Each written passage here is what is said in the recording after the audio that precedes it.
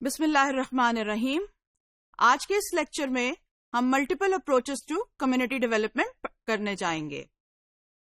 In this approach, the community development expert try to provide various facilities including health, education, sanitation, recreation, housing to control the causative factors in the way of community development. یہ وہ تمام factors ہیں جو اگر آپ community کو provide نہیں کرتے تو کمیونٹی کی پروگرس میں ہنڈرنس پیدا کرتے ہیں. تو ایکسپرٹس کا یہ خیال ہے کہ ان تمام سہولیات کو آپ کو کمیونٹی کے لوگوں کو پرووائڈ کرنا چاہیے.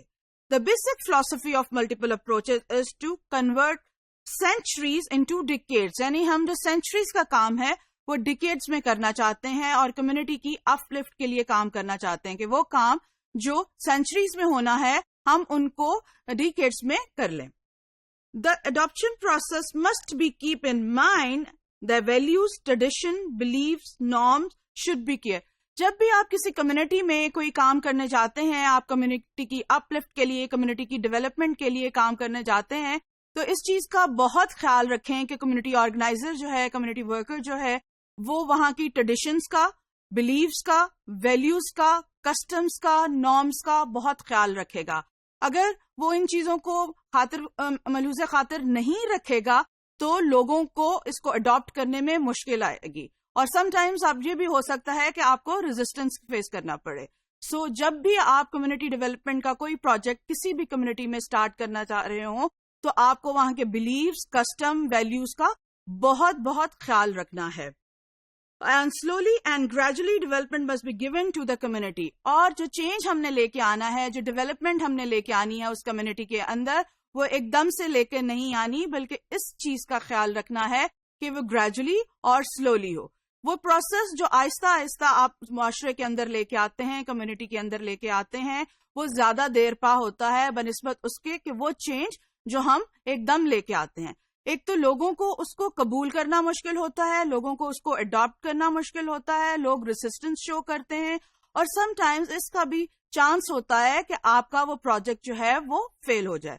تو نمبر ایک تو یہ خیال رکھنا ہے کہ آپ نے جو بھی پروجیکٹ کا کام شروع کرنا ہے، جو بھی آپ نے ڈیولپمنٹ کا کام شروع کرنا ہے، وہ وہاں کے لوگوں کی ٹریڈیشنز، وہاں کی ویلیوز، وہاں کے کسٹم اور بلیف کے مطابق ہو. ہمیں ایسا کوئی کام نہیں کرنا جو وہاں کے کسٹم، ٹریڈیشن اور بلیفز کے مطابق نہ ہو. اور سیکنڈلی وہاں پہ جو آپ چینج لے کے آ رہے ہیں، جو بھی آپ وہاں پہ ڈیولپمنٹ پروگرام شروع کرنا چاہ رہے ہیں، وہ ڈیولپمنٹ پروگرام جو ہیں آہستہ آہستہ امپلیمنٹ کریں، سلولی امپلیمنٹ کریں تاکہ لوگ اس کے ساتھ جو ہے فیملیئر ہو سکیں، اپنی ریزسٹنس شو نہ کریں.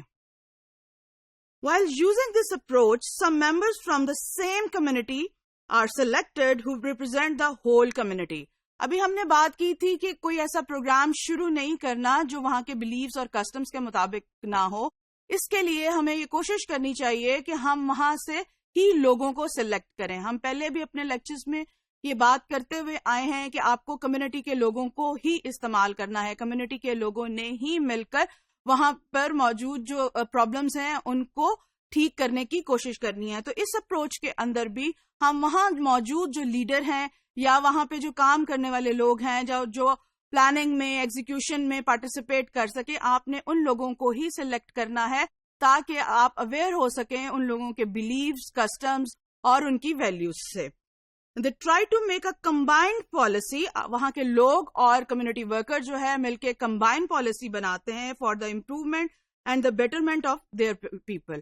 وہاں کے لوگوں کی امپروومنٹ کے لیے، بیٹرمنٹ کے لیے معاشرے کے لوگ، سوسائٹی کے لوگ، کمیونٹی کے لوگ مل کر کمیونٹی ورکر کے ساتھ ایک پالیسی بناتے ہیں جس کو بعد میں لوگ اڈاپٹ کرتے ہیں اور وہاں پر اس کمیونٹی پہ امپلیمنٹ کی جاتی ہے.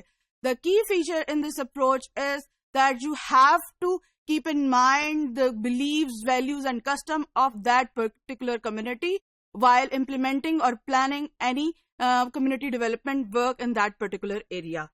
اور اس کے لیے آپ کو وہاں کے ہی لوگوں کو سلیکٹ کرنا ہے پروگرام کو پلان کرنے کے لیے اور امپلیمنٹ ایگزیکیوٹ کرنے کے لیے. This approach is also called representative approach because people work in community as a representative of the whole community.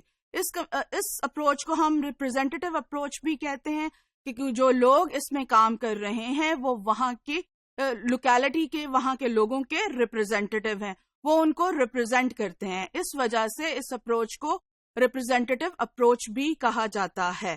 So multiple approaches میں ایکسپرٹس کی کوشش یہ ہوتی ہے کہ وہ کام جو ہم نے ڈیکیڈز میں کرنا ہے, سینچریز میں کرنا ہے, ان کو ہم ڈیکیڈز میں لے کے آئیں.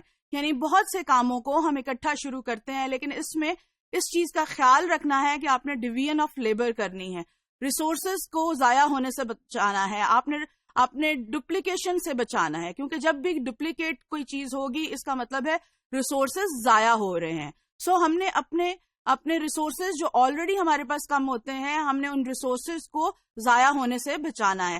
وہاں کے لوگوں کو استعمال کرنا ہے کمیونٹی ڈیولپمنٹ کے کاموں میں, تاکہ آپ کو ان کے بلیفز, کسٹم, ویلیوز کا پتہ چل سکے, اور آپ کوئی ایسا پروگرام امپلیمنٹ نہ کریں جو وہاں کے لوگوں کی بلیفز کے مطابق نہ ہو.